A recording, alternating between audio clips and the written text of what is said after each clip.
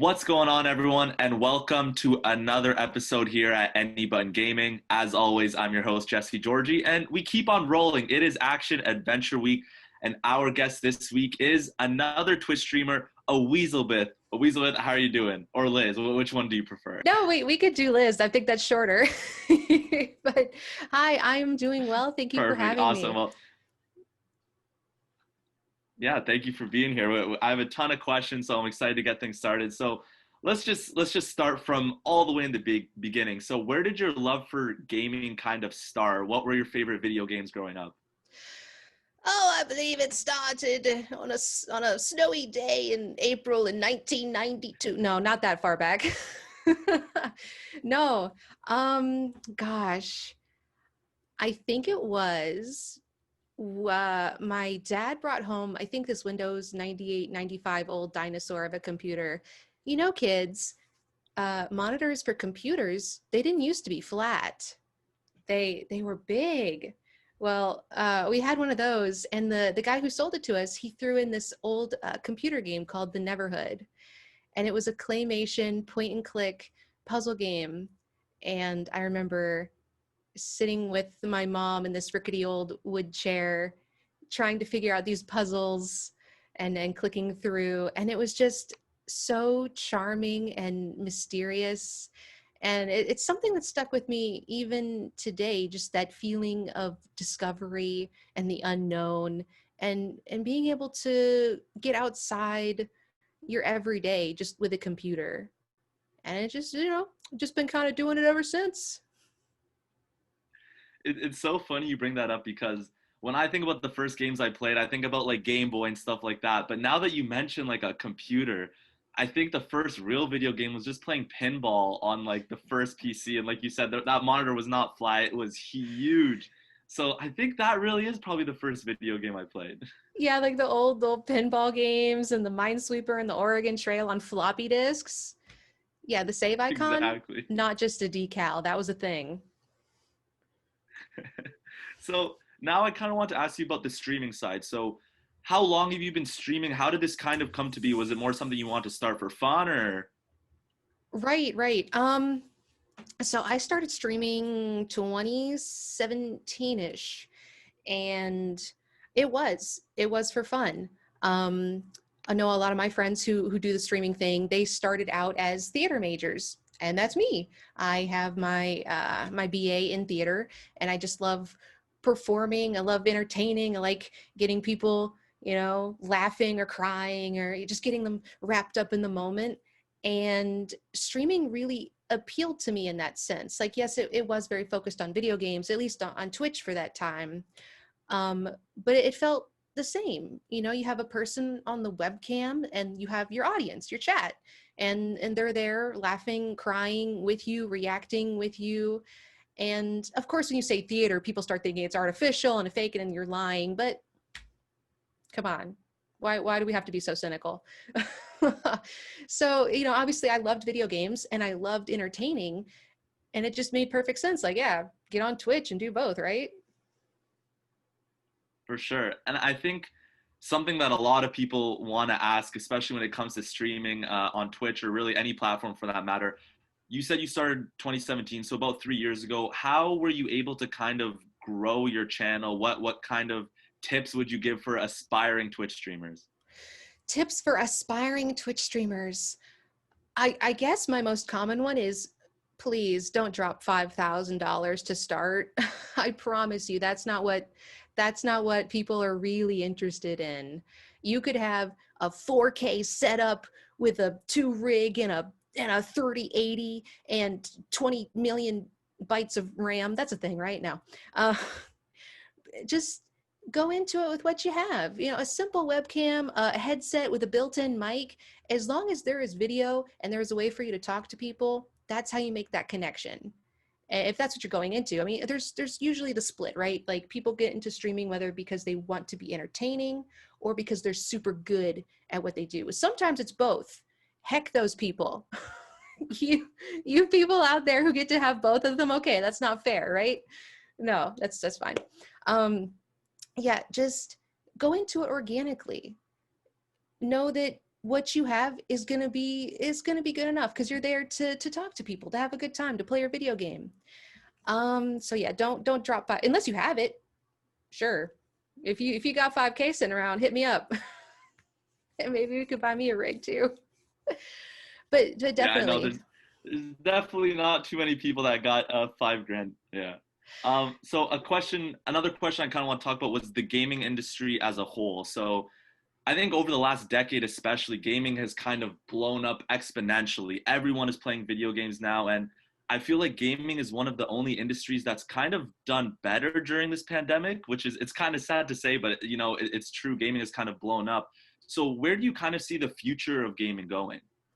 Right, I totally agree. And, there's nothing to it but just to admit that for better or worse, gaming has seen a bit of a boom. That doesn't make it bad or good. We got some stuff going on and people are staying home and we have Twitch, we have games, and that's a good thing. When you're not able to go out, to hang out, to do the things you might want to do, we are here. We have this connection, we have people, we have games. So it's still nice to cling to it. Yeah. And businesses are seeing that. Whether we like it or not, there's money to be made. And so we're going to have big players coming in wanting a piece of that pie. I don't know if esports is ever going to have a Super Bowl, but it's definitely only going to go up from here, I think, because it's easier to organize. It can be done in smaller venues. It could even be done from home. I mean, with internet getting better. Um, so yeah, I mean, we're just gonna see it grow, and I hope that's the case.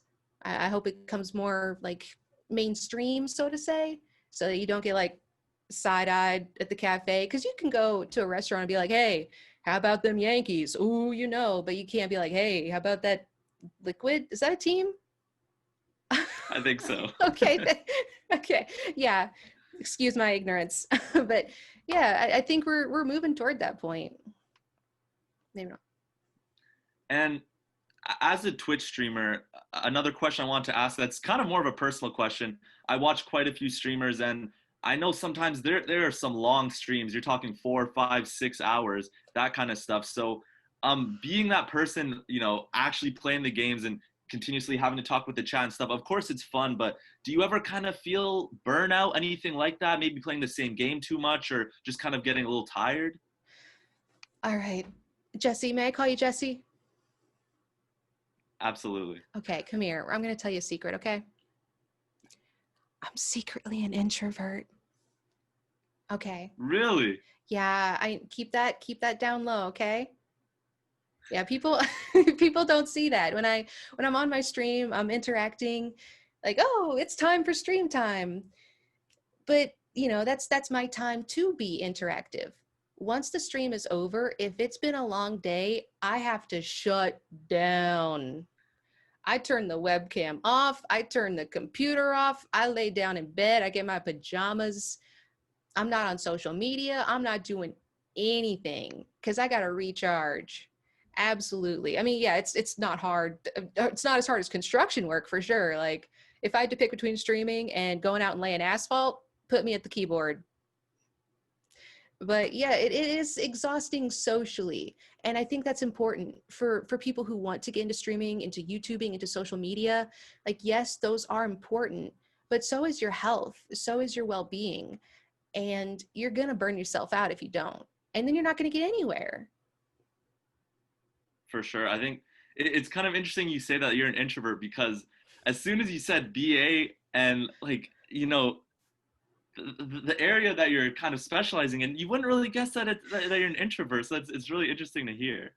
You are so right. Absolutely. Yeah, we're out there. But I think that people need to understand that they are complicated. They're multifaceted. Like you can absolutely like one part of your day, but that's not how you recharge. That's not how you get to yourself, to your center. And just know that, not one piece of you is who you are totally. So we got the Of theater, we course. got the streaming, we got the pajamas. There you go. The perfect combination. So another question I had for you is there's kind of always been this stigma around women and gaming and that whole stereotype that gaming is for the guys, and I'm sure the gaming community, some parts of it are absolutely amazing. And some areas could also be a little bit toxic, for lack of a better term, especially towards female gamers. So, what's kind of been your experience with that? And do you think it's been more difficult for you to grow as a streamer because of it? Right. Definitely. I think that you see that for sure. Um, Obviously, I'm not a major in gender studies. This is just my experience, my observation. So don't don't get me. I think that it's more of a gender dynamic problem, because any woman you ask who's worked in customer service, you'll ask them, for stories about what's happened to them working with the public, and you'll learn immediately that it's not just streaming where you see women being degraded, women being put down, sexually harassed or targeted because of their gender. Um, and so I think it's just unfortunately a common thing in general, that women see that kind of behavior. But I also think it's more of a trope to women. Like if you go into a female streamer, you'll see a lot of "show me your bobs," and it's the same old, same old. It's boring, for the record. Let's just get that out there. Come on, be more creative. But if you go to a male streamer, they're getting toxicity too, but it's more varied. And so it's harder to see the commonality, to see the same people saying the same things that you see in a female streamer. And I gotta say, I would take the stuff that I get over anyone who's LGBTQIA plus or POC. Ooh, you want to talk about toxic? Spend a few minutes in one of those streams. But I gotta say, Twitch has been a safer feeling for me, because when I'm at my keyboard, I'm a key press away from "now I don't see you anymore." And yeah, there's always the people who do harass you, who make extra accounts, and that does suck. And there's no ifs, ands, or buts about that. But I'm not face to face with them, because I've had instances in other jobs where I'm at, working at a hotel, and someone comes up to the desk like, "Hey, you come with the room, baby? How much for that room service?" And I'm there. There's no one else. It's just me and them. My next words, I have to choose carefully, because this could be a dangerous situation. But here at my keyboard, I feel a little bit more of the distance. So that's nice. For Sorry, sure. there I was think totally a second part of that. No, go ahead. Go ahead. No, I was just gonna say, I think one area, like you're 100% right, and I think there is that kind of toxicity all over the community, and obviously not just in the gaming industry as well. But I think one area that at least I feel like I've seen personally is I have been seeing more female streamers, and it becoming more of a norm. And I think that's kind of where it starts. You need it to become kind of normalized, and it might take some time, but slowly it'll start to phase out, hopefully. You are absolutely right. I agree with you. I have seen more gals getting in on it, getting part of the streaming, and it's not just, well, let's crack open an Xbox cold one with the boys. Now we got the more girls in here. But sorry, your second part of the question was, do I think it's impacted my growth Exactly. negatively? Um, No, I absolutely don't. Um, I hate to say it, but I really think it's only been a positive for me. And, there's nothing I can do that I'm a chick. I'm a girl. I got bobs. I'm here. I put on some eyeliner and I go stream. Um, but I do think that my channel, my stream has only been positively affected by the fact that, I'm a gal. Perfect. Well, Liz, I got one last question for you. It's a question I like to ask all of our guests. So, what is your all-time favorite moment that you spent gaming? Like, at what point when you played a video game were you happiest ever? I know I'm putting you on the spot. I know it's a Oh, no, toughie, no. but I'm very interested. Okay. I'm going to think of like a historical one, but because it was so recent, I actually did a charity stream yesterday, and I'd never done one before, and raised 2,500 smackaroos for Stack Up. That was just yesterday, so it's really on my mind. Like, wow, the power that a stream can have for a good cause like that. It was really cool. Okay, got it. All right, this ties into some other questions here. Okay, picture this: 2017, so long ago, the before times. I was playing Dark Souls, and up to this point, I had this weird complex, like like you were talking about, like gaming is for the boys. You know, I got kind of swept up in that female gamers or fake gamers bull crap, and I told myself, okay, I'm gonna play Dark Souls. I'm gonna stream it, and if I beat it, I'm a gamer. I will be officially a gamer. Someone will knock on my door and hand me my gamer card, and I'll be part of the group.